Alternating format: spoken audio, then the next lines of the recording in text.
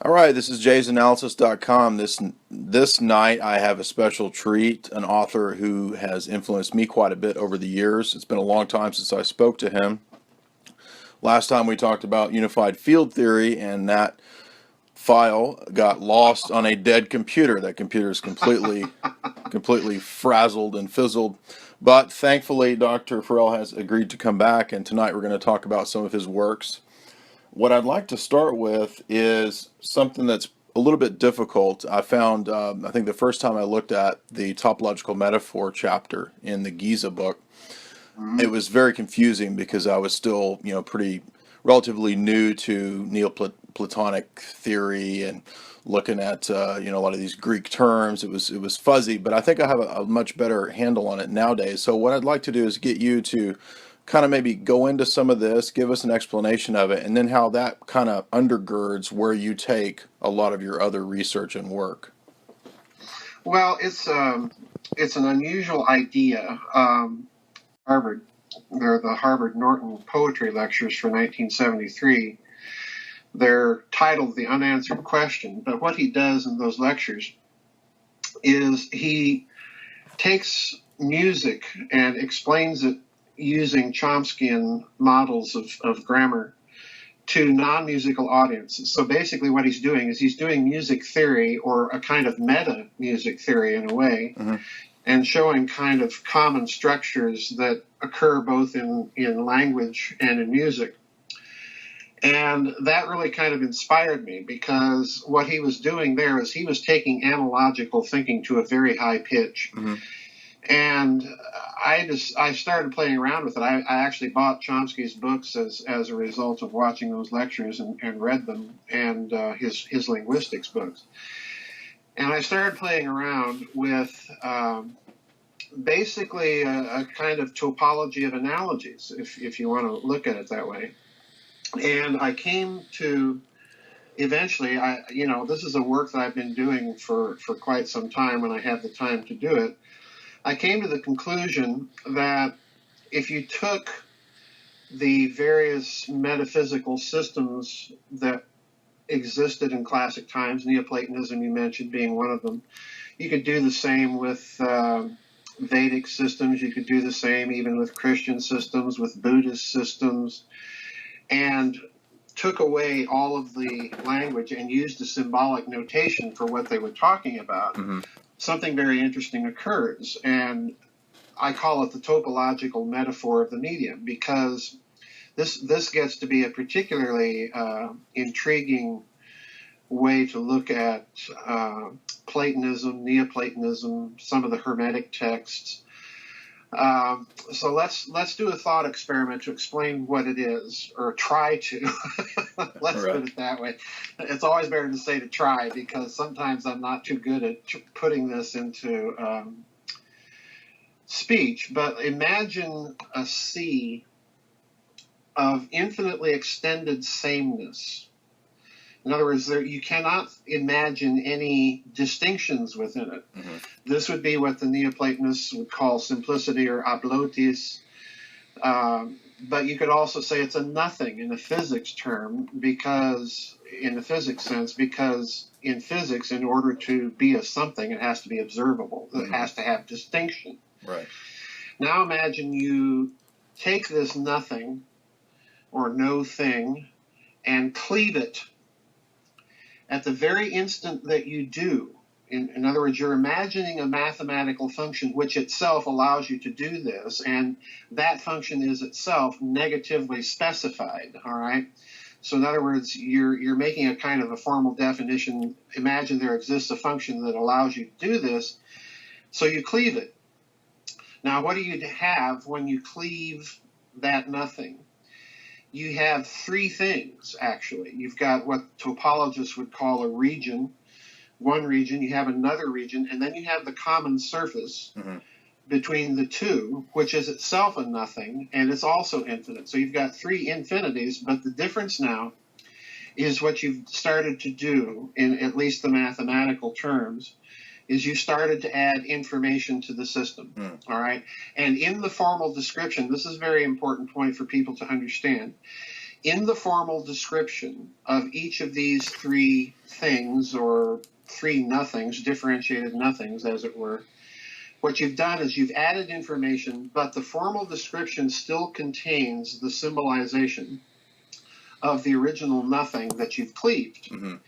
So in other words, what you've also done is you've set up, if I can put it this way, you've set up a mathematical formalization of an analogical process, because analogies, if you look at them carefully, analogies, when you move from one context to another and say, oh, this is analogous to that, this in language is to that in music, what you've done is you've noticed that there's some common element, and I'm using that term very deliberately, there's some common element between these two contexts that carries over. So in other words, you're setting up the conditions of analogical thinking, which to me is a fascinating result, because when you get to the Neoplatonists, when you get to some of the Egyptian thinking, when you get to the Hermeticists, this is what you see them doing. And one of the things I thought was very interesting about this is it gives kind of a convenient way to show why in so many of those ancient cultures you had the practice of sympathetic magic. Right. You had it because in their cosmology you had this idea that everything came from some primordial nothingness, ex nihilo. Mm-hmm. So it became a way for them to relate everything to everything else, to have a transcendental unity to things. Right. But it's also a very analogical process. So that in brief. Well, no, that's great. That's great. Let me ask you this, if you don't mind. So this is the same pattern that I see with what we see with, say, the Egyptian deities, as you mentioned, where the deities kind of come to stand for these principles, right, or these mathematical forms or whatever. And so if you thought about it in terms of geometry, this is essentially the same point that's being made in Pythagoreanism, where you have a dot, right, and then the extension from the dot is the line, and then that creates, like you said, three things, because you have the point, the line, and then wherever the point terminates. Right. So that's where we get a plane from, and so the plane would then be, 1D dimension reality. So right, would it be correct to say that it's the Greek idea of what they call the nomon, that the sort of a fractal mirroring of things is what's going on here? Yeah, I like that idea of fractal. You mentioned the Pythagoreans, and I assume that what you're referring to there is the tetratus, the right, one dot, and then you've got right, two, then you've got three, then you've got four. And to them, this was one of the great secrets, of their mystery school. And you have to wonder why, exactly. It's just a bunch of dots in a triangle. Right. And but when you look at it, as you say, when you look at it with kind of geometrical or topological lenses on, what they're really describing is something very profound. You start out with a point or a dot, or in mathematical terms, a scalar or one-dimensional entity. Then you go to two, that's a two-dimensional entity. You go to three, that's three dimensions. And you go to four, which is interesting because that implies four spatial dimensions. Right. Now, that may seem to some of our listeners, that may seem to be just the wildest sort of, bizarre and out-of-the-box speculation. But there's something very interesting to note about the Babylonians. And I ran into this researching, Grid of the Gods. The notation system that Babylonians used to describe higher numbers was, if we were to graph it today, it was a kind of a parenthesis notation with one number and then a comma and then another number and then a closed parenthesis. Well, interestingly enough, if you look at modern mathematical systems for notating hyperdimensional objects, In other words, take a tetrahedron and put it into 4 spatial dimensions. How do you describe that mathematically? Well, they use a technique called Schleifer numbers, and a Schleifer number does precisely that. It gives you a bracketed set of numbers. Wow, okay. Yeah, so in other words, even we have a clue that maybe they were thinking in some of these terms even there, which I find very interesting. It's intriguing and suggestive. Let's put it that way. So you're saying that Schleifer numbers, in terms of set theory, even goes back to possibly Babylonian conceptions of how we can have these fourth, fifth possible, dimensions going up. Right. Wow. Now it's an interesting hypothesis, and what really got me going was, and I got to tell this story because I found notions like this in 3 people that just blew my mind when I came across it. There are 3 mathematicians in the early Enlightenment, and I won't mention their names right off the top here because I want it to be kind of a surprise to people.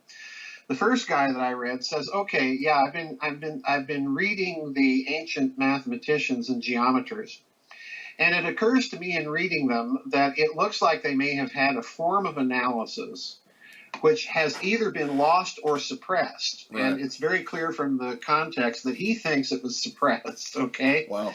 And his name is René Descartes. Wow, yeah, now. I thought, okay, this guy that made all of my high school linear algebra courses the nightmare that they were is noticing these things. I thought, well, that's interesting. It'd be interesting to know who he's reading that he comes to that conclusion. Right. I suspect Pappus or maybe even Proclus, or one of these Greek or Renaissance Neoplatonist authors that are very into mathematics. All right, so then I run into another guy, and he says, "Yeah, I've been reading the same geometers, and I've noticed kind of the same thing that Descartes has noticed, and they disguise their analysis in words." But it appears to me that they had some technique of doing things that has been lost to us, and his name is Isaac Newton. Well, let me ask you this, because this touches on something that I've looked into a little bit the last couple of years. And I think it was Daniel Jones sent me an article 2 years ago, and it was a blog that a guy had done about. I'm drawing a blank here. Gödel had found manuscripts that he believed were Leibniz's Characteristica Universalis, right? And that these manuscripts have been suppressed. And so, is there a possible connection with the same idea here of a universal language of logic? Yeah. Okay, let me get to Gödel, because I was going to get there and precisely in connection with what you mentioned. Okay. The third guy that I ran across was precisely Leibniz. All right, and of the 3, Leibniz is this crazy, mad genius, right? And he says the same thing as Newton and Descartes, but he goes even further. He says, "I've not only noticed that they may have had a form of analysis, but that," he goes on to say, "and it had nothing to do with numbers, but they were able to produce results by what he calls an imitation of calculation." Those are his exact words. And on top of this, he not only gives you the impression that he thinks this was, again, something deliberately suppressed, but he goes on to say, "And I think I have found some lineaments of this system." Okay?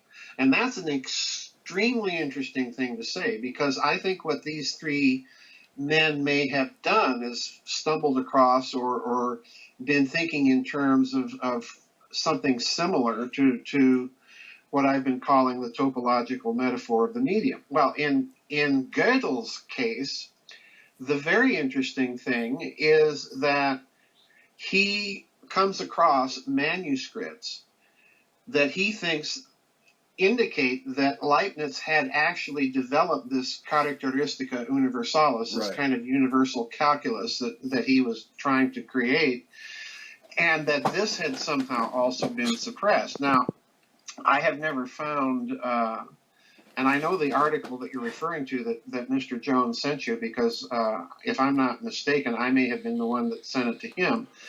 Okay. But Gödel is an extremely interesting guy, because, here's a guy that does kind of the same thing. Right. In his proof, he comes up with a mathematical proof, a Boolean type of proof that basically says you can't have any complete formal system. It always has to have reference to something informal. In other words, it has to have reference, if I can put it this way, to normal language. Right. All right. So in other words, no mathematical system, which if you look at mathematical systems a certain way, a Chomskyan way, they're nothing but grammars, really. They're shorthands, Greg shorthands for big, long sentences. So I think clearly these three guys were aware that there was something going on in these ancient texts, and that it had some sort of mathematical qualities to it. So I think maybe they were talking in terms, or maybe thinking in terms, kind of like what I've been talking about with this topological metaphor. And one final comment here: Leibniz actually, in some of his papers, referred to what he called analysis situ. In other words, a mathematical technique of analyzing things in situation. All right. So in other words, Leibniz is coming very, very close to the modern idea of higher order topologies. Mm-hmm. And he was actually making some significant stabs, he centuries ahead of the actual development of combinatorics and topology. Yeah. So, right. That's crazy. I saw crazy. I came across a comment in Leibniz that it sounds like a robot, and so he comes close to well, he's obviously a formative person in the development of computers. But one thing I'd like to ask you here is that real quick, there was a little bit of a cutout on my recording at the beginning. You did say Howard Bernstein, right? Leonard Bernstein. Leonard Bernstein, excuse me. Right. So I was cut out a little bit there. Okay, so I've looked at crystallography some in the last year or two, and I see some interesting parallels with, say, some of the pop-ish writers on dimensions, like Lisa Randall. When she talks about these higher dimensions, she says we can find actual patterns of this in nature, where nature reflects the correct symmetry or geometry of what this dimension might look like, a tesseract and things like that. And she points to certain things like quasi-crystals and all that. So not to get too far out there, but do you think there's a interesting place for crystallography in all of this study, especially when we look at the fact that crystals are so central to things like hadron colliders and different types of engines and things like that? Oh yes, absolutely. In fact, I pointed out in the book, Giza Death Star Deployed, where I first put out a portion of a paper that I had written privately for myself about this metaphor idea. I actually shared it with a mathematics friend of mine. He told me, he read this thing and he said, "Oh, this makes my head hurt." And he handed it back to me. He says, "Well, you're either a crackpot or this is very profound." But he said, "There's no middle ground." No middle ground. So take that for whatever it's worth. But I've shared some of this with other people with kind of a mathematical background. I did a private paper just in the last week, and shared it with a physicist type person into information processing. With a good physics background, and she came back and said, "Yeah, this makes a lot of sense." But let's get to crystals. If you look at this topological metaphor, and you keep repeating this process of differentiating or cleaving, as I called it at the beginning, what you start to get is you get a lattice structure. You get a kind of virtual crystal that's being mathematically described. And in the Giza Death Star destroyed, I pointed out that the pyramid itself, the Great Pyramid, is a huge crystal. It's made out of crystal-bearing rock, and it's structured so that the angles of the faces are exactly the angles of a quartz crystal, the tip of a quartz Right. crystal. So in other words, it's a huge crystal analog, let's put it that way. And then it's got, on the inside, it's got empty structures. It's got empty places, which would function in the crystal analogy as lattice defects. Mm-hmm. Now, the interesting thing about crystals is they have particular types of defects, screw defects, Schottky displacements, and so on and so forth, which you can describe mathematically. There are actually formulae for the energy it takes to displace a lattice, okay, a node in the lattice. Okay.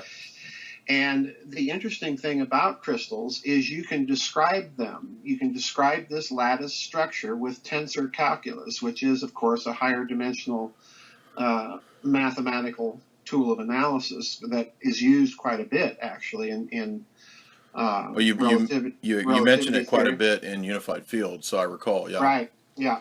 It's it's used in general relativity. It was used by Gabriel Krohn quite a bit in his electrical engineering, which was a revolutionary step. So yeah, you can describe these things, these types of higher dimensional things, as she said, in a higher dimensional mathematical topology. And that, again, is an intriguing observation because you go back to some of the thinking in Kabbalah, Jewish esotericism, and they have this idea that space is a crystal. And, again, why would they come up with such a profound notion way back when? Where is this coming from? And that's really what kind of intrigues me here, is you've got all of these indications, even from some profound mathematical thinkers, that there's something going on in all of these ancient texts and mystery schools that is of a highly mathematical nature, and we've simply got to rediscover whatever this is. Yeah, Vitruvian Man. James Kelly. Yes. James Kelly did a good piece on how there seems to be forerunners of that in Vedic thought, with the altar, the construction of the altar, and Pythagorean theorem being sort of laid out in that altar. Right. It also makes me think of Plato's Phaedrus or Phaedo, where at the end there's a discussion of higher dimensions, and he says specifically that there's a crystalline structure to this other world. Yes. And he says that the color spectrum that we see is just a fraction of what the colors are actually out there. Yeah. So I've always found it amazing that, probably the best argument I would say is when you look at these ancient texts and you see things like that, you see Plato in the Timaeus, describing sort of the subatomic and geometric structure of how things are at a very small level. There's no way he could have known that apart from something else going on. Yeah, I think Plato, of all of these ancient writers, is probably the most intriguing, because there's an American professor, Ernst McLean is his name. He's written two wonderful books about music theory as it's embodied in Plato's texts. One is a book called The Pythagorean Plato, and the other is called The Myth of Invariance. These are two wonderful books about the ancient cosmology, the role of music theory in it. And it's very clear from his analysis that Plato is, as you say, he's coming up with this from somewhere. And Plato even provides a hint in the fact that he is indicating that he's learned many of these things. He's referring to initiation and so on and so forth. So he's getting it from somewhere. Now, one of the most interesting things about Plato is if you look at the old Jesuit Roman Catholic philosopher Copleston and his wonderful series of philosophy, texts. History, yeah.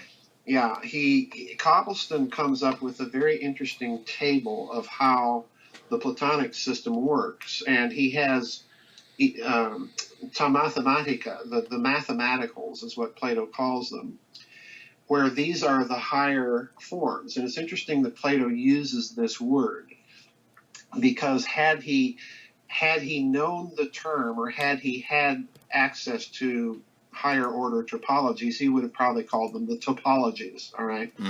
But his hint here is something very profound, because what he's suggesting is that the standard academic presentation of the world, of the universals, of the forms, is not simply, a chair, a universal chair that has the form of all chairs. What he's actually suggesting is that this is a mathematical entity, yes, rather than, a chairness or whatever you want to call it. So yeah, I think these guys are clearly giving clues that they're receiving a heritage, and they're trying to explain it as best as they can. Another one along those lines would be Iamblichus, the Neoplatonic philosopher, the theology of arithmetic. And it's very clear that he's dealing in a very metaphorical way with highly abstract mathematical ideas. Oops. Let me ask you this, because the first thing I think of is that, again, for persons who might be skeptical or think that this doesn't have any real relevance or connection to things today, that we've all, we've parsed all this out into a kind of reductionism where math is just token symbols and all this stuff. This is from Werner Heisenberg. He says all the particles, he's talking about things at the subatomic level. He says all particles are made of the same substance, energy, but the resemblance of the modern views to those of Plato and the Pythagoreans can be carried somewhat further. The elementary particle in Plato's Timaeus are finally not substance, but mathematical forms. He says the equation of motion holds at all times. It is in this sense eternal, whereas the geometrical forms, like the orbits, are changing. Therefore, the mathematical forms that represent the elementary particles will be solutions of some eternal law of motion for matter.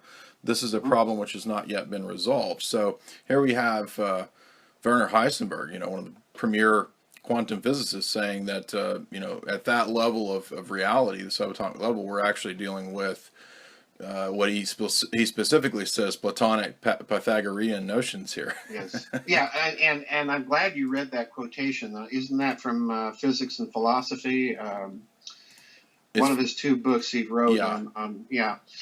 Heisenberg is interesting here because what he's suggesting is something I've been trying to communicate to people.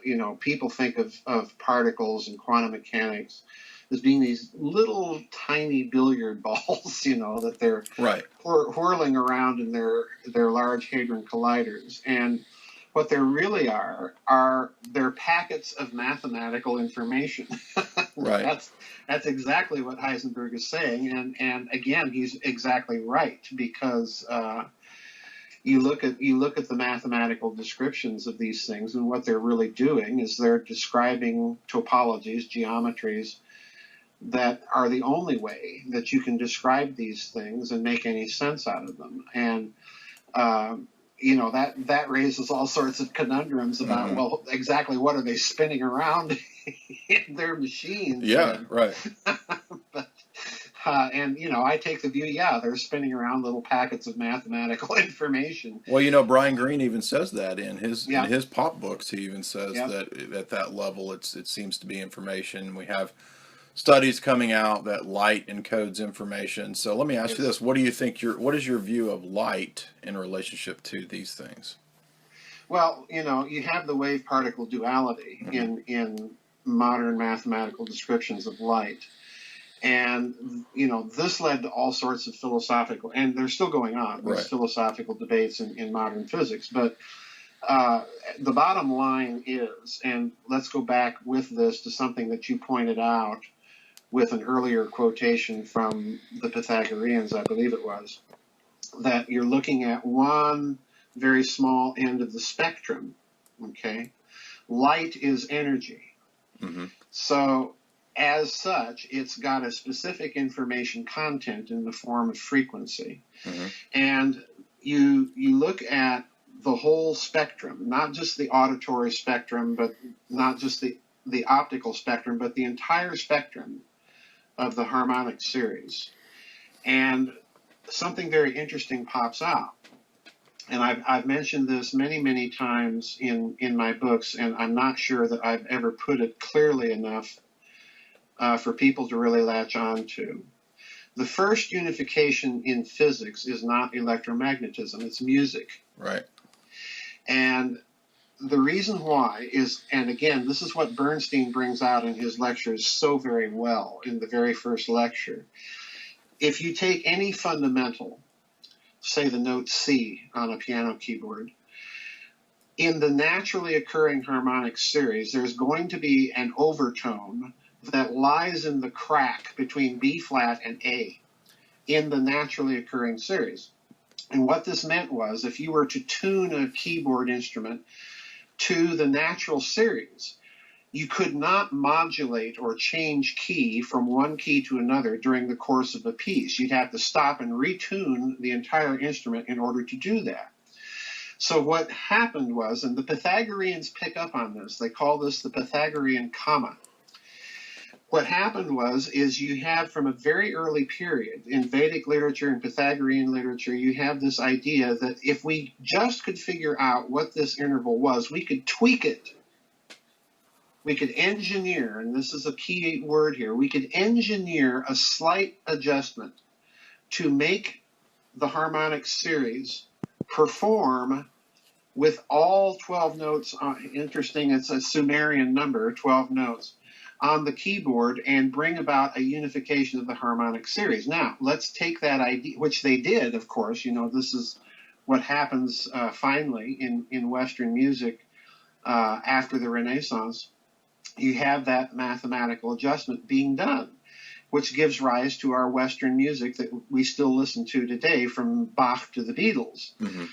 And the interesting thing is, what happens then? What could we find an interval to do that with the entire harmonic series? And of course, once you've put it that way, you've basically raised the question of a physical unification of sciences based around light. Now, interestingly enough, the physicist David Bohm actually made some stabs in that direction. He tried to compute what that, or calculate what that number may have been, and I don't recall right off the top of my head what it was, but he made some stabs in that direction. So yeah, I think light here again is, you know, so many mystical treatises from all the way from India to medieval Europe are talking about light as somehow fundamental to all of this. And again, we have indicators that it very well may be. Yeah, it makes me think of Renaissance thinkers as well as ancient Greek thinkers having the idea of the celestial sphere and the celestial intelligences sort of resonating at different pitches or notes. Yes. Yeah, this is, you know, it's all the way from Dionysius Areopagite to Seeger of Brabant. You have this idea of light. And again, the question is why? Where's this coming from?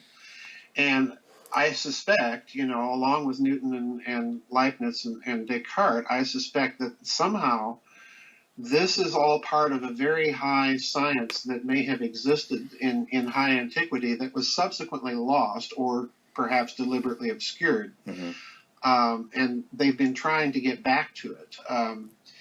And Heisenberg, again, you know, you mentioned that wonderful quotation from Heisenberg. Heisenberg is one of these very erudite, learned men of letters, which scientists back then tended to be. And Heisenberg is expressing something, I think, very profound that scientists back then, Heisenberg, Paul Dirac, Walter Gerlach, these guys were very aware that they were getting close to something that looked very similar to some very ancient ideas. Yeah.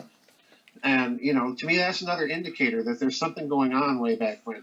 What do you think about Dirac's idea that energy is kind of borrowed from the future, and rather than everything being this sort of negative vacuum, that it's actually, we're actually in the midst of a constant sea of energy? I mean, that seems to fit well with the idea that everything is basically energy at a certain level.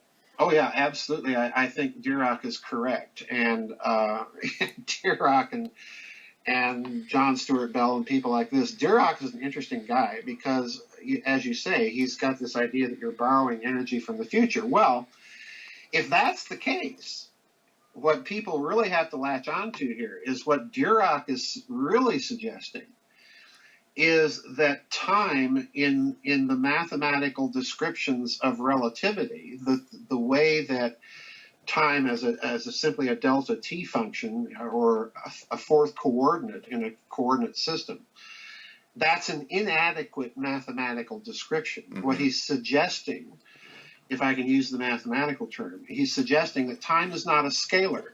In other words, it's not that first point in the Pythagorean tetratus.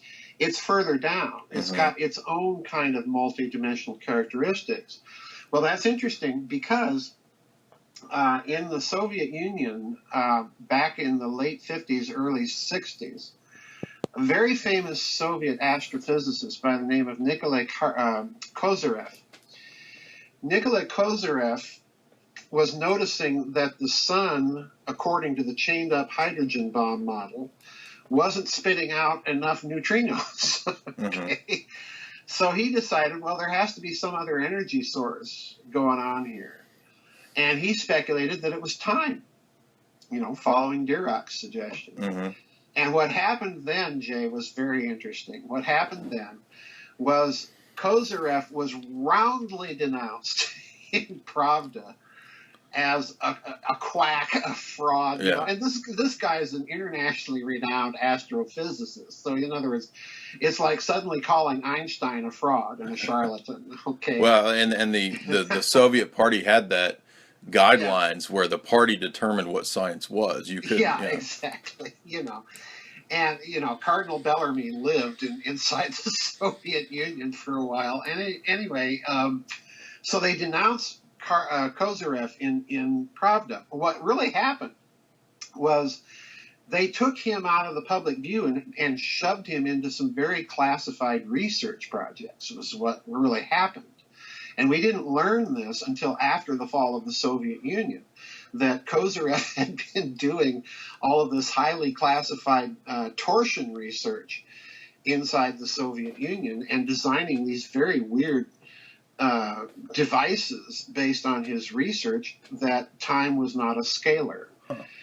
And, this didn't occur, and we didn't find out about any of this until after the collapse of the Soviet Union, that Kozyrev had, in fact, been publicly denounced so that they could, take the idea out of the public eye and research all of this in black projects. So, yeah, I think, that's an indicator right there that Dirac was onto something, and that immediately it was appreciated by scientists, and probably, the Soviets were probably not the only ones that decided, let's investigate this in our secret research. I don't see how anything else could have happened at that point. Now, without going too far into something that you may not care to talk about, if we look at Tesla, and I know that HARP and all that gets kind of overplayed, but weather modification in general seems to have this same principle at work at base with the manipulation of frequencies. I mean, when we go to Stanford.vlf.edu, they've got hundreds of papers on extremely low frequencies, very low frequencies, and how this affects the geoengineering plans and strategies that are going on. So this is the same principle here, right? So in other words, just because we're dealing with weather, we're still dealing with frequencies and the spectrum here of electromagnetic stuff. So could you go into some of that and how you think that possibly relates? Because it's almost like there's not just the advanced tech that is for good things. It can also be used for weaponization, right? Yeah. Well, yeah, you're kind of opening a Pandora's box there. I talked about that very thing last year at the Secret Space Program conference in San Mateo, California. Let me kind of set it up here for you and what I think may be going on. Because if I just come out and tell you what they're doing, I don't think the impact will be quite the same. At the end of World War II, the national security establishment of the West, of the United States, has a threefold strategic problem, in my opinion. First, they've got to deal with the communist bloc. They are also dealing with inescapable evidence that somewhere in the world the Nazis are still developing all of their bizarre technology. And thirdly, they've got a UFO problem. So they've got to scramble to figure out, develop crash technologies that can do the reconnaissance to find out, what are the Soviets up to, where are these Nazis, and what are they doing? There are indications in the literature that they already know they're in South America, but, satellites don't exist at that time. So they develop these crash programs to develop reconnaissance satellites, spy satellites. But the other thing they're going to do is they're going to put into place a long-term mega Manhattan project, as it were, to investigate the UFO phenomenon, number one, to develop the hypotheses of what they might be dealing with, number two. And I think they're going to look at quite a few, quite frankly. But number three, they're going to develop a crash program on the hypothesis that some UFOs represent a technology, whether human or otherwise. They're going to develop a program to develop the technologies to emulate the performance characteristics of UFOs. And that's going to take a lot of money over a long time. Now let's assume we add a fourth assumption here to their thinking. We're trying to reverse engineer the policy formation culture that these people are confronted with. And the fourth thing they're going to think is, okay, we have clear indications from some of these UFO incidents of at least provocative, if not hostile behavior. So we also had better develop technologies that can defend ourselves. And this is where it gets interesting, because if you're dealing with a capability to get from there to here, wherever there may be, and by that time it's also becoming clear that the other planets in the solar system aren't very good candidates for intelligent life as we know it. So they begin to develop the assumption, well, they're coming from outside this system, most likely. And even if they're coming from within this system, we had better be able to demonstrate a technological capability to defend ourselves. So what do? You develop the capability to engineer systems of a planetary scale at the minimum, and incidentally, systems of a stellar scale. In other words, to manipulate the sun itself. And how are you going to do that? Well, weather manipulation is one, because weather is a planetary scale system. The Earth itself is another system that they're going to start thinking in terms of weaponizing the geophysics of the Earth. And again, Tesla, with his earthquake machine. Right. But HAARP is an interesting thing here, because these ionospheric heaters, let's stop and explain what the physics is here so that people can kind of get a basic grasp of what's going on. These ionospheric heaters are using the resonance cavity, the conductivity of the atmosphere itself, the ionosphere in particular, way out there, to manipulate planetary effects. Now, here's the problem. To do that, you have to know the resonance features of the ionosphere. In other words, what frequencies are going to function the best in that electrical cavity. Now, once you've studied resonance, you're going to deal with the phenomenon that radio engineers all over the world had to deal with back when radio was the way we communicated. And that is, you can tune receivers in such a way, if you have capacitors attached to them, to bleed off all of the power from a transmitter. So in other words, you are effectively closing a circuit, just like Tesla's wireless transmission of energy. Okay, you're closing a circuit. Well, if you imagine the sun now as a transmitter, it's a huge radio transmitter. You can take that same technology and couple a circuit, quite literally, through resonance effects to the sun. And this is a scary thing, because this means that possibly, and I am underscoring the word here, possibly, that you could create a technology that would have a resonance effect once you close the circuit with the sun.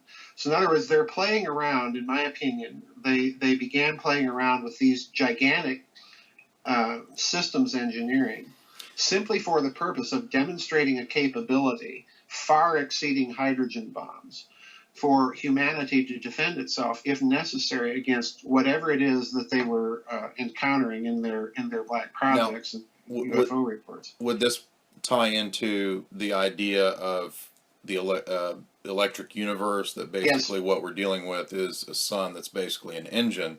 Yes. And if we can just tap into that energy, we would have, because presumably this would require massive amounts of energy.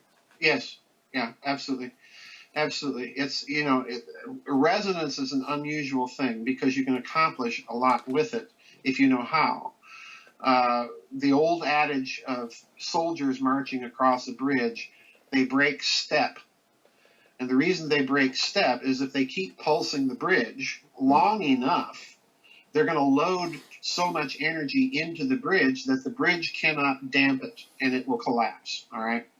So they damp the energy by breaking steps so that they're not pulsing it in resonance all the time. Okay. The same principle is involved here. Tesla said very specifically, give me the right resonance, in other words, of the planet itself, and I can crack the planet. I can break it in half. So in other words, yeah, this is what they're dealing with. And with the sun, you try to kind of establish that kind of resonance principle in order to tap those energies. Well, so yeah, absolutely. And so that's just the basic idea of the opera singer singing and breaking the glass, right? Yes, exactly. So let me ask you this. How does, when we read about HAARP and we go to the different, like there's a Navy.mil paper that came out a year or two ago that talks about HAARP and plasma. And when I look back at, Greek thought, plasma played an important part in the Greek idea of the elements, the fifth element and so forth. So how does plasma fit into this with regard to the possibilities of what they might be doing? Well, as far as ancient thinking goes, I think, plasma is a good candidate for that fifth element, for that alchemical quintessence, because plasma is, it's the breakdown of the electric bonding of electrons. All right. So in other words, you're creating an electron ion soup, quite literally.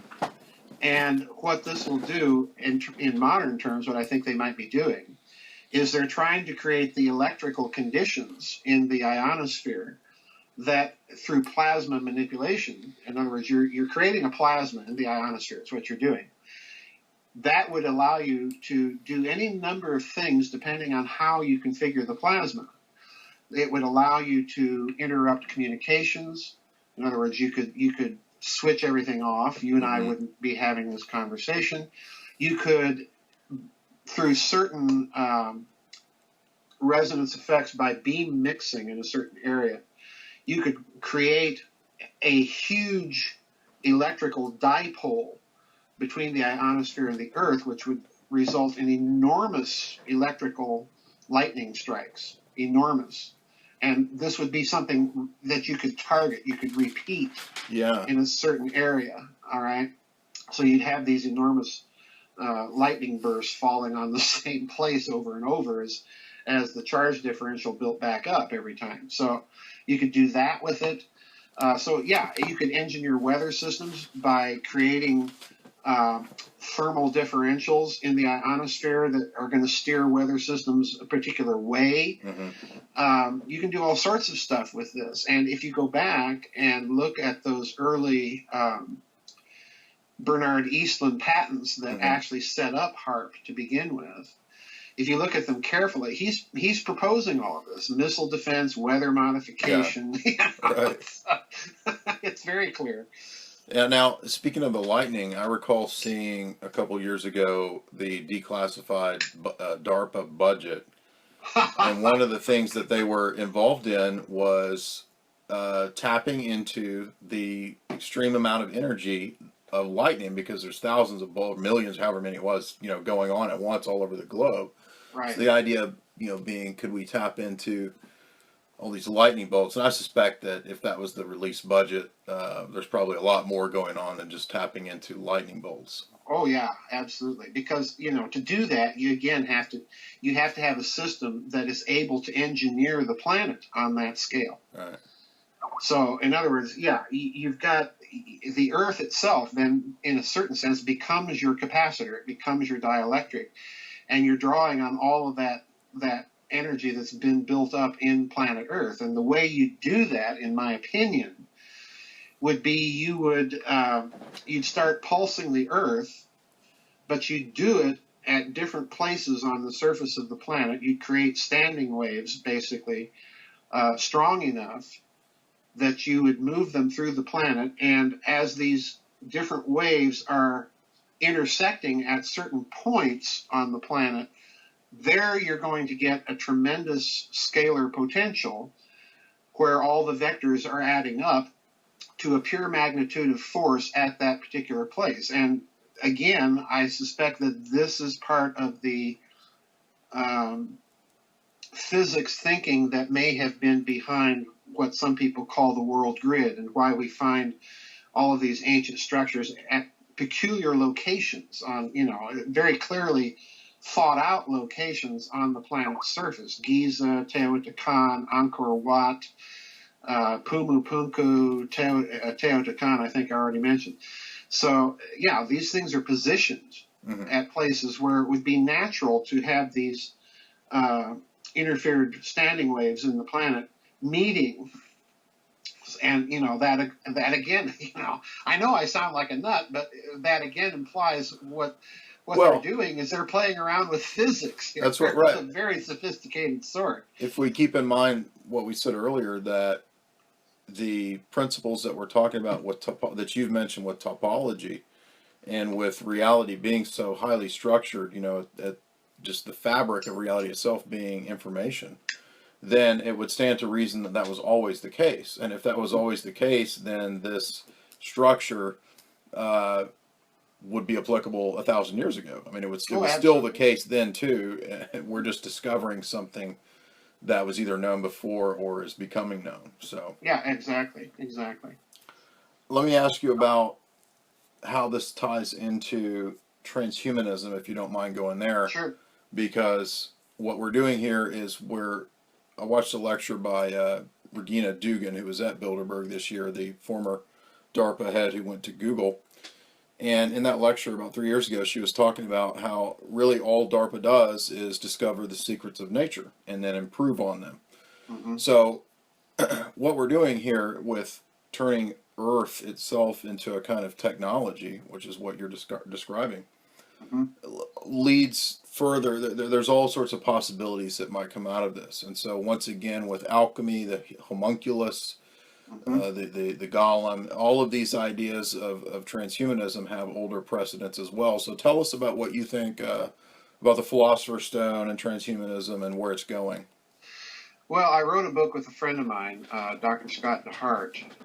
We called it Transhumanism, and then the subtitle to it is A Grimoire of Alchemical Agendas, because when we looked at the transhumanism movement, beyond the fact that much of it seems to have no concept of the transcendental or any sort of traditional moral restraint on the application of technology. Mm-hmm. Beyond this, we noticed something very curious. The transhumanists are talking about 4 technologies, the GRIN technologies: genetics, robotics, information technology, and nanotechnology. Mm-hmm. And what they're doing, if you take the whole spectrum of engineering, human engineering, from genetic modification of food, the whole GMO issue, right, to the idea that they can down or upload a person's memory through nanotechnology, the biological repair of the body on a cell-by-cell basis, to achieve some sort of virtual immortality, which I think would be a huge mistake. But, we have the warning of St. John Chrysostom that there's a reason we die, and that is so we don't progress in evil, Mm-hmm. So, you've got all of these ideas, and Scott and I were literally, when I lived out there in California and we were writing this book, we had one session in my apartment where we were both just kind of pacing back and forth, trying to figure out what really is the key here? What's going on? And I forget if it was him or me. We finally decided what we're looking at is alchemy. Right. And the reason we're looking at alchemy is if you look at the whole body of transhumanist literature, what are they talking about? Well, they're talking about, in some very radical cases, the engineering of the androgyne. In other words, making bisexual human beings or asexual or whatever. In other words, right. They're looking at the very top scale of that ancient preoccupation with the androgyne as the symbol of that initial nothing that subsequently gets cleaved. Right, correct. All right? Right. And then below that, if you look at Hermetic texts, the standard Western esoteric tradition, if you will, then you have the idea of 4 atoms or 4 men or 4 humanities: the androgynous man, the mineral man, which oddly enough is the next highest level of mankind. Then you get vegetable man. And then finally you get animal man, which is what we are now, which is the lowest level. So looking at those 4 technologies and the whole spectrum of engineering of the totality of not only the human environment, but the human being himself, mm-hmm. what it looked to us that they were really trying to do covertly, very, very covertly, was reascend that alchemical ladder. Mm-hmm. So in other words, we suspect that ultimately the transhumanist agenda is really a very esoteric agenda. It's really a very occult agenda. Right. And in my opinion, and I'm not speaking for Dr. DeHart here, but in my opinion, a very black one. Do you think... Go ahead. Go ahead. Well, is it the same idea of basically when you describe the topological metaphor, you kind of have this collapsing of the previously ascribed deity or personal characteristics to things like we might ascribe to God or to different Egyptian deities or whatever. These are actually principles operant in the world. So is there a collapsing from that transcendent realm into this realm, this plane? And is it the same idea with classic notions of immortality, or even the Christian idea of resurrection has basically just been collapsed into this realm? And that so kind of in a deus ex machina, it has to arise out of our realm. Oh, yeah, I certainly think you can look at it that way. And in fact, I think there are transhumanists that would look at it that way. The disturbing thing to me about the transhumanist movement is that they are defining personhood by the natural attributes of humanity. In other words, they're committing the old error that John of Damascus, a very famous Christian father, warned about back in the 7th century when he said that the error of all the heresies is that they say that person and nature are the same. Yeah. So I think that's the huge danger, because you see what they're doing is they're defining personhood by memory. They're defining personhood by emotion and so on. And personhood, if you stop and think about it, isn't any of these things. It's always more than the sum total of those things. So in other words, personhood itself, in a certain sense, becomes that primordial nothingness, because there's no analogy to what constitutes the individual person. All right? So other than the fact of its absolute uniqueness. And in that case, yeah, you have analogies. You're analogous to me in that you're a person, but you are Jay Dyer and I'm Joseph Farrell, and that's as far as the analogy goes. Yeah. So yeah, I think you're right. I think they are collapsing, dangerously so. They're collapsing the notion of person into, and again, this is the typical, as far as I'm concerned, it's the typical error of Western culture, which we see over and over in law and jurisprudence and even in the way that corporations are supposedly persons. they're collapsing the notion of person into the natural faculties. Exactly. And again, and then they want to make that immortal.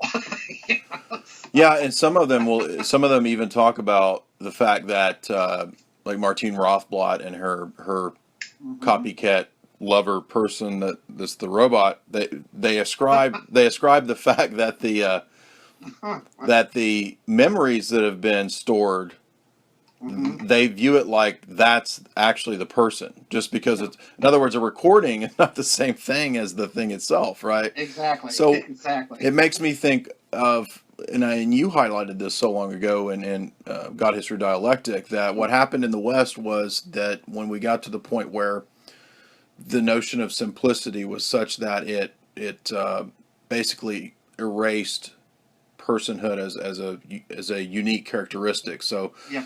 what Aristotle, and I just did a piece on this about hylomorphism, when that becomes somewhat problematic for people like Aquinas, they have to tweak it a little bit. But for the average philosophers out there, by the time of the Enlightenment, as you well know, these accidental categories of Aristotle are basically no different than the substance, because the empirical perception that you have of the secondary qualities for the British empiricists is no different than the empirical perception that you have of the so-called primary quality, right? So basically, they're all secondary qualities, and so how would we define a thing? Well, it's just the sum of its secondary qualities. Right. So there's nothing transcendent, and that's exactly what you just said, right? This is how the West has completely divorced itself from anything transcendent.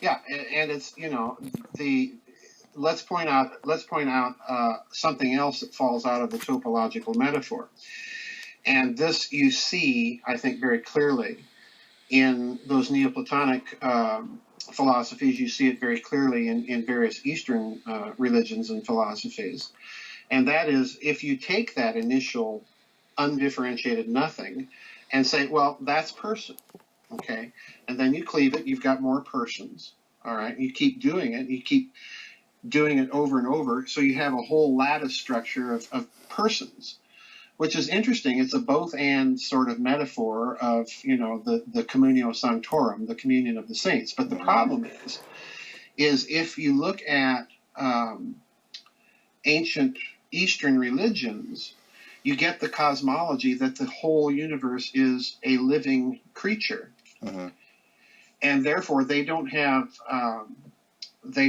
any way to distinguish, again, hierarchically, between, let's say, the three divine persons of the Christian Trinity and my personhood, and then the personhood of a cow or a horse. Right.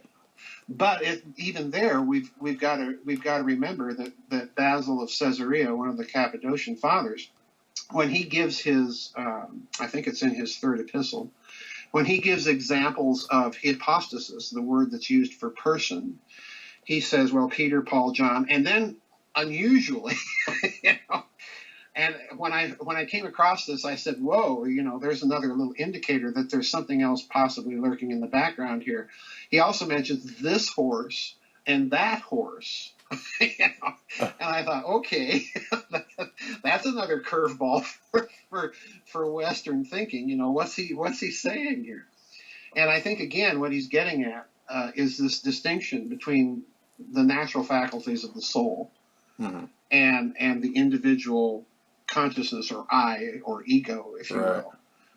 But it's an interesting, this metaphor is a very unusual thing, because I always warn people, this metaphor is it's an acid drip on any standard philosophical system of metaphysics, because it's got a kind of what modern logicians would call a fuzzy logic. It's a both and system. It's not an either or system. And people have to be very careful, because it permits you to go in a lot of different directions. And again, that's because of its mathematical nature. It's what you plug into those variables. I read a piece a scholarly essay in an old book in the Eranos yearbooks that dealt with Oh boy. Chinese alchemy. And what was interesting was that the Chinese alchemy had the exact same sort of tetractys style graph, if you will. So Yes. where there's the one, and then you have the yin and the yang dyad that comes out of it, and then so all things proceed forth from the same. So in other words, if we look at Far East and we see the same principles in ancient Chinese alchemy, again, what it suggests is some sort of common origin. Yep. And I think that that's what what the perennialists and the perennial tradition is after, is looking for that origin. Yeah. And that's kind of what you're highlighting. Do you see a connection there with the perennial tradition in this? Oh yeah, yeah. I definitely take this metaphor idea as being an indicator of the philosophia perennis, the perennial philosophy, if you will. I definitely take it as an indicator of that, but I take it in two senses. I take it in the sense that it's a conceptual unifier. Because again, it's a mathematical system, so the symbolizations function like X and Y in algebra.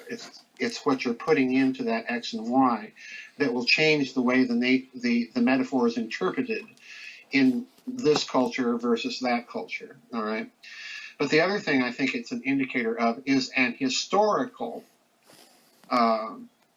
conceptual unity. In other words, not only is this coming from a place of intellectual unity and origin, it's coming from some historical civilization of a very high order, in my opinion, that had worked out in a very detailed way how all of this tied everything together.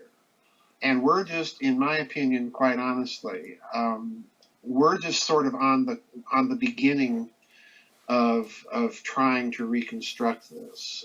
I don't think we're anywhere near the sophistication that needs to be because of some of these problems I just pointed out. Yeah.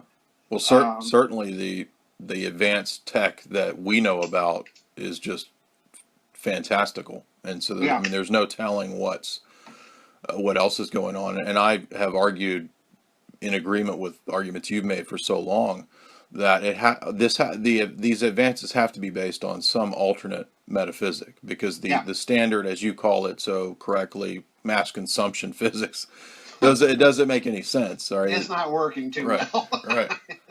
Well, in addition to that, I think that I tell people all the time, I'm not a materialist. If you have to put me within the Western Cartesian epiphenomenological culture of spirit versus matter, I'm definitely not a materialist, because I just don't think that gets you very far. I think there has to be a transcendent, intelligible, to use the Platonic term, an intelligible world. Otherwise we can all just kind of shut up and go back to our caves, to use yet another Platonic analogy. Well, and we see so many mathematicians that are of prominent stature, people from Oxford, leaning in that very direction, with Max Tegmark or Roger Penrose or definitely. Well, they may not fully have theistic conceptions per se, but there does seem to be a unifying sense of that these mathematical forms exist outside of the purely temporal realm that we experience. Let's get into banking, because you have interesting theses on how this crazy physics and alchemy relates to banking, and I think you're right on that. Tell us about some of that. Well, I've always had the presupposition that any financial system is also a cosmology. It's a physics. It's a morality, and that means that anytime you look at banking, you have to look at the underlying assumptions. And a good place to start here is money. Money we tend to think of as a medium of exchange. But I ask people to look at money in a very different way. It's not just what does money represent, but rather who. And if you look within history, there have always been two basic approaches to money.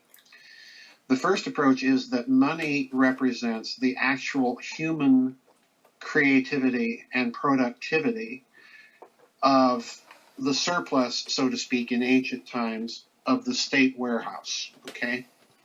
And then you get the idea at a subsequent period that money is monetized debt. Mm-hmm. And I call that the facsimile of money because that's not money. Right. It's something very different. So what are we dealing with in cosmological terms? Well, very simply, if money is the surplus of human productivity in the state warehouse, if to use the ancient conception, if that's what it is, then what the cosmology behind it is it's precisely that Platonic, Neo-Platonic, Hermetic, Christian, Jewish, Vedic cosmology of all of this is a fecund, creative, wonderfully productive process, okay? So there's no debt here, okay? There's no principle on things involved. It's an endlessly productive, creative process. Then, once you see money becoming attached to scarce commodities like bullion, which begins to happen at the precise point that you begin creating these big, huge empires of societies that are not simply your local city-state, but having to trade with somebody distant. Mm-hmm. Once that happens, once you have money becoming attached to a commodity that becomes, so to speak, in the modern terms, a non-renewable resource or a scarce resource, then money becomes debt. And now what does the cosmology become? Well, the cosmology becomes pessimistic. The cosmology becomes debt-laden. The cosmology begins to you see sacrifice arising in this context of debt that has to be paid off. Oh, right? Wow, okay. Yeah, this is a huge thing here we're talking about. And, let's look at India. What happens in India? Well, you have the rise initially. You've got this kind of creative, fecund, quasi-Neoplatonic cosmology. And at that time in Indian history, very prosperous cultures and so on. And then along come the Brahmins, okay? And the whole thing shifts into a debt cosmology. So they talk about the initial cleaving of this metaphor now becomes a body that becomes severed. It's like the limbs are torn out of the body, and this is all sacrifice, you see. So the priestly class comes in at the time of monetization. Yeah. You got to pay the gods. You got to pay the gods, Right. And, the ultimate expression of this, as you know, ends up being Anselm of Canterbury Yes. in the 11th century in the Cur Deus Homo, where you get this idea that, infinite debt. I'm summarizing the very beginning of the treatise, where he says, in fine, leaving Christ altogether out of the picture as if nothing had been known about him, we shall prove with necessary reasons why it was altogether necessary for God to become man. And the necessary reasons turn out that man owes this infinite debt, this infinite principle, which is drawing interest on the divine account books, which, being a finite creature, he cannot repay. Right. So God has to become man because God's infinite to repay this infinite principle. Yeah, it's ludicrous. And in fact, when I was reading through David Rockefeller's memoirs, and he has a section, I mentioned this in an interview recently, he has a section where he says, my very first, my senior thesis in college, not his grad thesis, it's a different thesis, but he said my first thesis was on the notion of debt in medieval and late Western Christianity or something like that, Western civilization. Yeah. So I would really like to get a hold of that thesis because I think I we would learn a lot from that, because I can't help but think that it has to relate to Anselm's notion of infinite debt. Sure. And this is a cosmology, and it's a physics that's being talked about here, and it's a financial system that's being talked about here, and in that system, Christ becomes the balancing of the divine account books. Yes. And that has immense spiritual repercussions on the culture, on the sociology, on the psychology of the people living in it and trying to exist in it. And you go back and you look at these ancient cultures where at the beginning you don't have this idea, you know, Yeah. and you see this tremendous flowering of human productivity. And, you know, the other bad thing is that you look at these ancient cultures, you look at the Babylonian cultures where debt is beginning to enter in the form of, you know, people signing contracts and little clay tablets, Mm-hmm. which circulate, you know, these contracts circulate as money. So you have loans being made and then collateralized with their children or their farmland or what have you.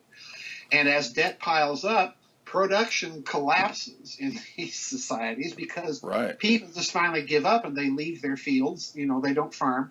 So they instituted the idea of the Jubilee, you know, which you find in the Old Testament, but it's Right. actually a previous Mesopotamian idea. You institute this idea of the Jubilee where the king comes out and performs the ceremony that's called the breaking of the tablets. And what he's doing when he breaks the tablets is he's canceling all debt. Huh. So that everybody can start. In other words, it's a reset button. It's just the reset. So Yeah.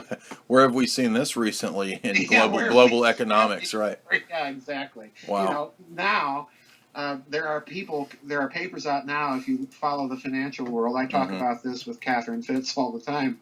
And there's these papers, you know, where they're saying the debt is now so enormous that nobody can repay it. Mhm. You know? Right.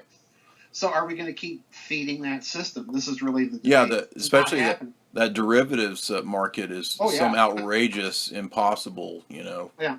fantastical number. $17 quadrillion, I think, was the last figure I heard on derivatives. Well, you know, folks, that's orders of magnitude more than the entire gross domestic product of the planet. You know? So, I've got my spiritual suspicions as to who's behind that idea, but you know. Well, how does this play into? You have another work which I've not gotten to yet. I've gotten through about 4 or 5 of your books. You Mhm. have Thrice Great Hermetica, and this mentions finance, politics, and culture in the Middle Ages through the late Renaissance. So this sounds like what we're talking about. Oh yeah, absolutely. Okay. So where do you take us in that book? Well, that's a very complex book because what I'm trying to do is it's really a study of the implications of the metaphor, is what it is. Mm. There's some music theory in it. There's a lot of finance in it. There's a lot of esoteric hidden tradition. There's a lot of covert operations in it. Mm. You know? But basically, what I'm trying to do there in terms of finance is flesh out some suspicions I've had about the relationship of the crusading orders, the Knights Hospitallers and the Knights Templars, to the Italian banking city-states like Right. Venice, Genoa, Florence. Because what most people, you know, you go through medieval history in a college and you'd think, oh, well, you know, nothing much happened back then because you're memorizing a bunch of names and dates. Right. And you're not reading it with, you know, from the perspective that human nature doesn't change. Mm-hmm. So in other words, there's going to be conspiracies in the Middle Ages just like there are conspiracies in the modern age. Right. And there's going to be alliances and they're going to be covert and they're going to be doing things. So you have to read that history with financial and geopolitical eyes. Well, one of the things that most people don't realize is that the Knights Hospitallers were consistently very close allies with Genoa. And by parity of reasoning, the Knights Templars were consistent allies of Venice. Okay? Now, once you've said that, that throws the entire Middle Ages from that period into a very different set of spectacles by which to examine it, because Venice is, of course, the bullion market of Europe at the time. It's the international bullion exchange. And because of this, Venice was able, as I showed in Financial Vipers of Venice, Venice was able, through its manipulation of the gold and silver ratios in bullion supplies, literally to take out major competition in Europe. They did this with Florence in the 14th century. Because of this, they are able to host a great deal of covert operations. Now, the alliance with the Templars is crucial because there is, in my opinion, a good body of evidence to suggest that the Templars were going to the New World and keeping this a secret. And what they were doing is they were bringing back bullion. Mm-hmm. And this becomes, Venice, in other words, has a secret bullion supply that nobody knows about, which, again, has amazing parallels to modern times with the establishment of what I call the hidden system of finance by President Truman after World War II, utilizing Japanese bullion and Axis bullion that's kept entirely off the books. So in other words, Venice is kind of setting the financial oligarchical playbook up. Right. Now, the other thing that we have to understand is everybody knows, you read medieval history books and they tell you, well, Venice changed the direction of the Fourth Crusade and went over and sacked Constantinople, and Pope Innocent III had a fit, which he did. This was all just kind of happened. Well, no, it didn't happen, because when you read how this got set up, Venice was approached by, quote unquote, 6 French knights. Okay. Now, that's a code right there, folks. This is Templars going to Venice saying, we need money for this crusade. And Venice says, sure. And when you read the amounts of money involved, you know it's the Templars, because France couldn't have afforded it at the time. So they negotiate this crusade. And then, of course, the story is that Enrico Dandolo, the Doge of Venice, redirects the crusade and sacks Constantinople. Now, I think this is all the cover story. I think the direction, given the Templar interest in acquiring secret information, which is very clear from the way they were founded in Palestine, I think the whole purpose of the crusade at the outset was to go to Constantinople, sack Constantinople, and find out what was in the imperial archives. And what was in the imperial archives here, in my opinion, is very interesting. I think it was a secret cartographic tradition that showed the New World clearly, okay? And there are indicators of this in the literature. The Piri-Reis map, the Turkish admiral that came up with the map of the New World and Antarctica. And of course, he's sitting right there in Constantinople, has access to all of the imperial archives. Well, it's very interesting in Venice's case, because after they sack Constantinople, 2 interesting things occur that indicate, number one, Templar involvement at the outset in this whole operation.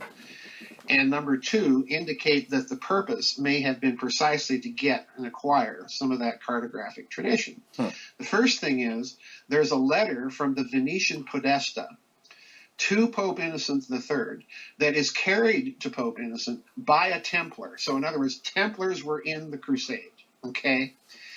So in other words, that's the evidence right there that tends to get overlooked.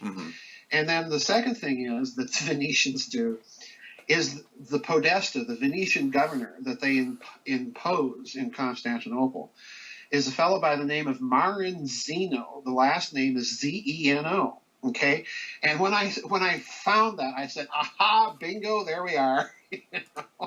Because this family, the Zeno family, is a Venetian oligarchical family, and it's that family which a century later has 2 members sailing to Scotland to hook up with Henry Sinclair, who then travel across the North Atlantic to the New World. Okay, now there's a lot of academics that discount that whole story. I'm not one of them. I think that happened because it's typical Venice. Think of Marco Polo, this Venetian agent sent to China. And then, of course, he goes on that year-long voyage, supposedly to Japan, and it doesn't take a year to sail from China to Japan, folks. So in other words, Venice is testing esoteric traditions here. And this to me is an indicator that, okay, by the end of the 14th century, Genoa and Venice, most likely Florence as well, know there's a new world over there, and their days are numbered unless they move shop. Okay, and this is exactly what I think happens. You see the Genoese Christopher Columbus making his deals with Ferdinand and Isabella, in my opinion, deliberately to find the new world. Forget all that cover story about trying to find another route to the Spice Islands. That's a cover story. And Piri Reis tells you it's a cover story, which is interesting. You know, why would a Turkish admiral know it's a cover story? Well, let me ask you this. It makes me Sure. think of another researcher. I'll just leave it out, not just to not be controversial, but his thesis is that that the Venetian black nobility banking scam made its way from Italy to another empire, and Yep. that empire, the British Empire, basically constructed, you know, the whole system over again, and that this was done by a certain Italian spy master named Paolo Sarpi.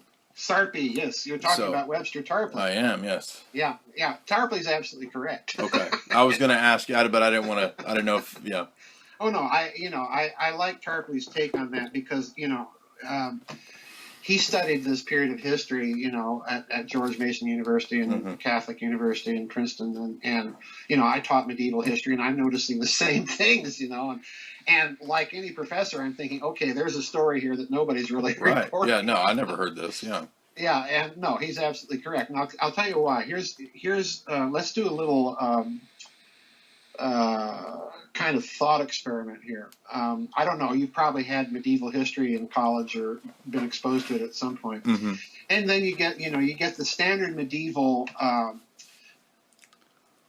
academic presentation of the conflict between the Guelphs and the Ghibellines in Italy, okay, during the Quattrocento. And of course, the Guelphs and the Ghibellines, you've got the imperial versus the papal party. That's the way they're presenting this to everybody. So that you all yawn and say, okay, yeah, this was some bygone age, and they were all kind of a little superstitious, and this really doesn't impact on us. No, contrary. The Guelphs is the Italian name of a family that across the Alps in Germany were called the Welfs, all right? That family, the Welf-Eibling family, of course, is related to who? The House of Orange. And what happens to the House of Orange? Well, you have the British Glorious Revolution. They bring over William III, stadtholder to Great Britain, to be the new king. And what does William III promptly do? In 1694, he charters the Bank of England. So what happens, and that's just one example. You can look at other Venetian banking connections, like the Fuggers in Germany, who are trained by Venetians that begin the Venetian system. What's really happening here, and I point this out in Financial Vipers of Venice, and I forget the exact year, it's in the 16th century, Venice clears all of its public debt, pays it all off. Now, what they're doing, that's a clue right there as to what they're really up to. Because at the time they're doing this, Henry VIII, of course, is in contact with the Venetian canon lawyer and esotericist by the name of Francesco Zorzi, okay, to advise him on his divorce with Catherine of Aragon so that he can marry Anne Boleyn. And you see this Venetian influence beginning to occur. And then, of course, later on you have Giordano Bruno going to England and all over Europe. And to me, that's a key indicator right there that Giordano Bruno is probably a Venetian agent of some sort for, working for the Council of Ten. All right.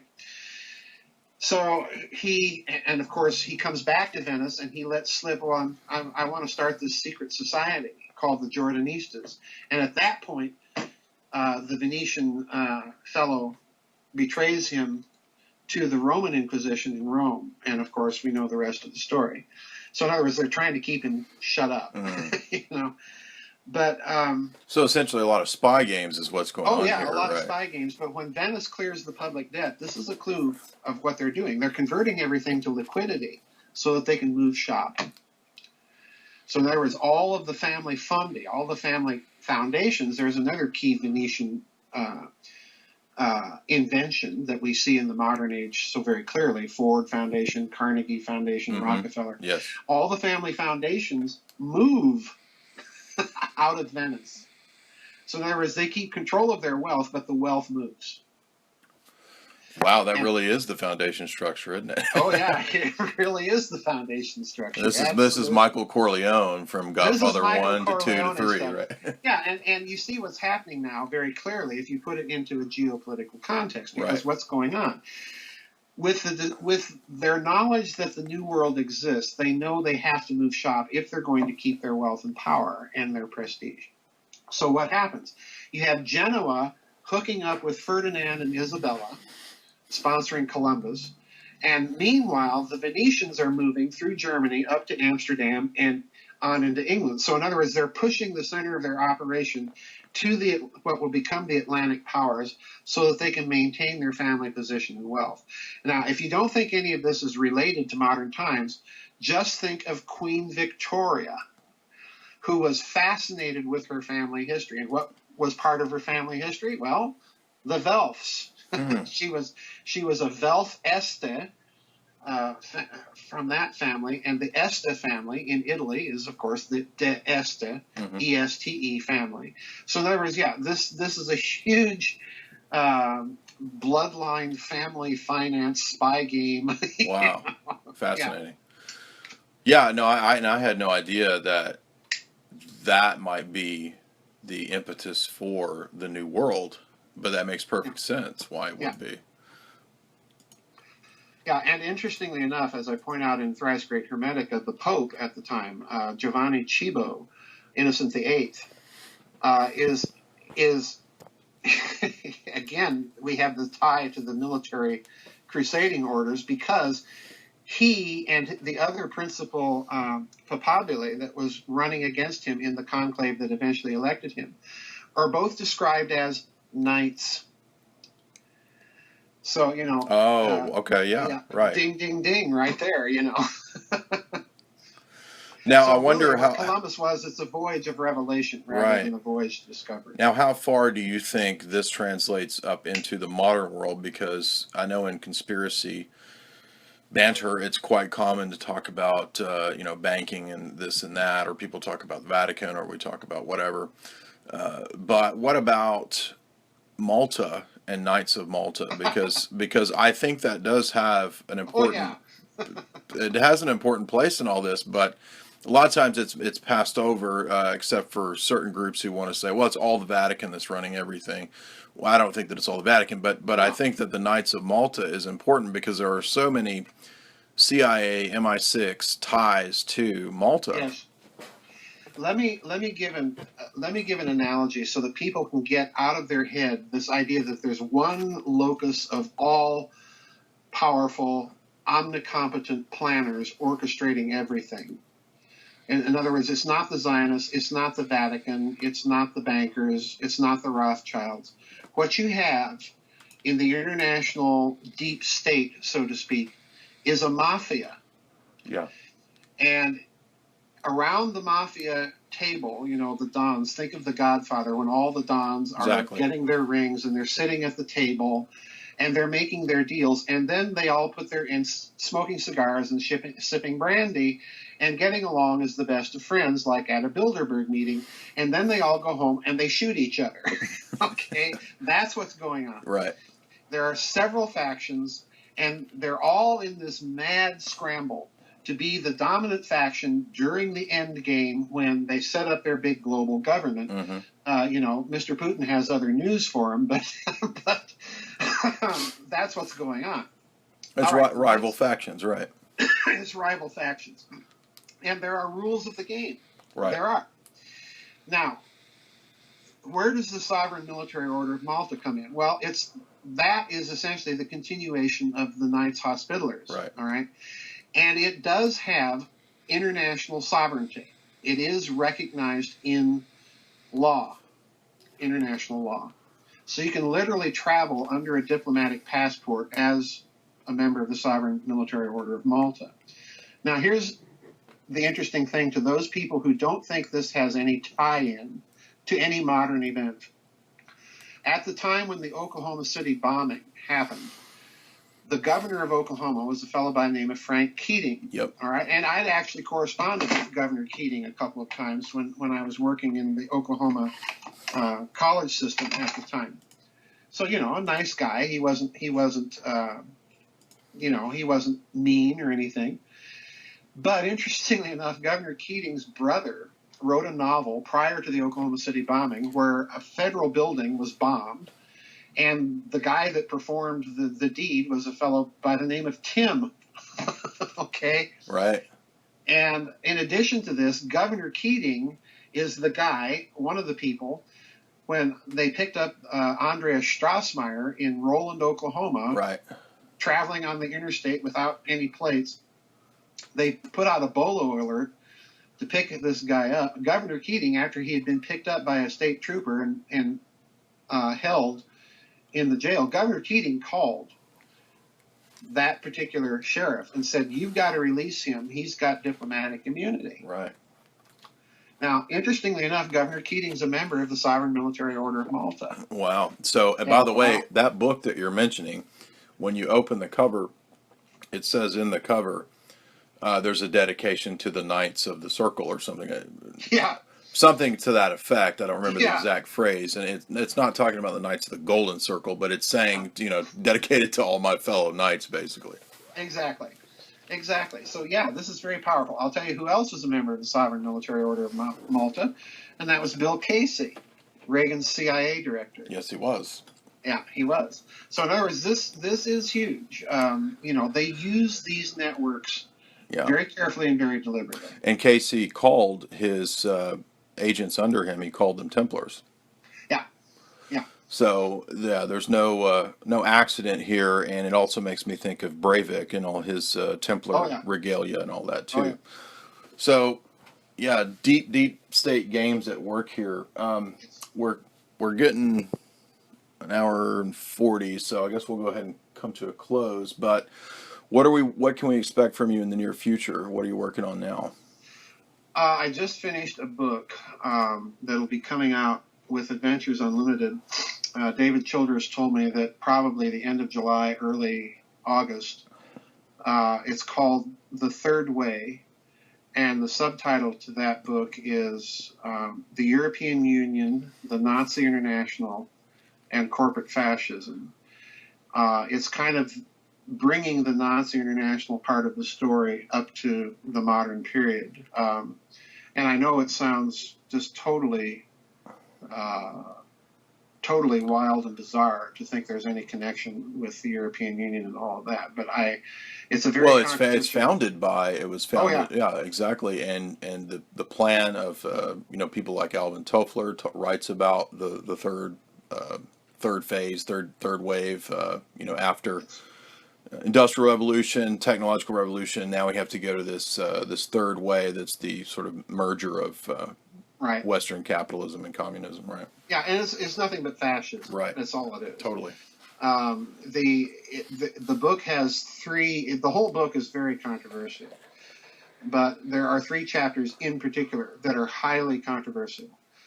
And I don't go into any detail. I just contacted David Childress this week about another book that I'm researching and have begun to write, which hopefully will be out in February. I don't have a working title right now. It's going to be on, let's just say, on well-known events and finance and a different sort of read of the events than it has had thus far in most people that deal with that event.